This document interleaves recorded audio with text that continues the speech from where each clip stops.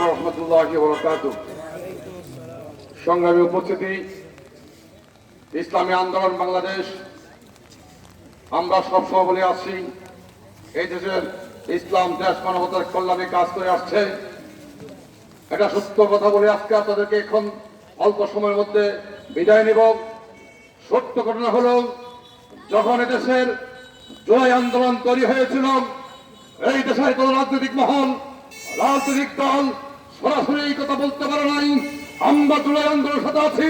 পরবর্তী সময় আমরা দেখলাম বহুজন শুধু পিঠ বাঁধার জন্য মিডিয়াকে স্বীকার করেছে এই যুদ্ধের সাথে আমরা সম্পৃক্ত ছিলাম না।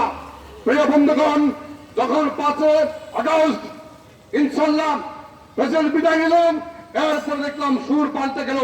আজকে দেখতে পাচ্ছি নব্য জুলাই আন্দোলনের নব্য প্রচেষ্টা তৈরি হচ্ছে। যারা বলছে আজকে তারা জুলাইয়ের মাস্টার মাইন্ড ছিলেন, তারা সেদিন ছিলেন না।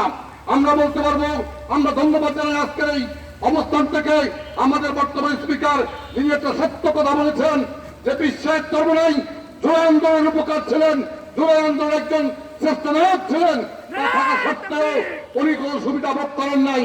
আমরা বলবো বিশ্বের চরমনাই দেশের কল্যাণে সকল মুহূর্তে এইভাবে ভূমিকা রাখছেন। আবারও যদি এই দেশের দলের কোন আন্দোলন ডাক আছে, ইনশাল্লাহ আমরা প্রস্তুত আছি।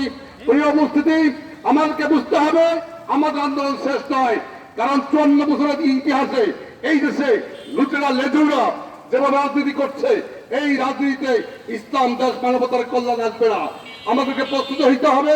সেদিন কাছে আসবেন ইনশাল্লাহ। আমাদের পূর্ববর্তী বক্তারা বলেছেন 69 যেভাবে 71 তৈরি হয়েছে, আমরা আজকে বলতে পারি 24 থেকে আবারও 26, 27 তৈরি হবে। সেদিন ইসলামের পূর্ণাঙ্গ বিচার হবে ইনশাল্লাহ।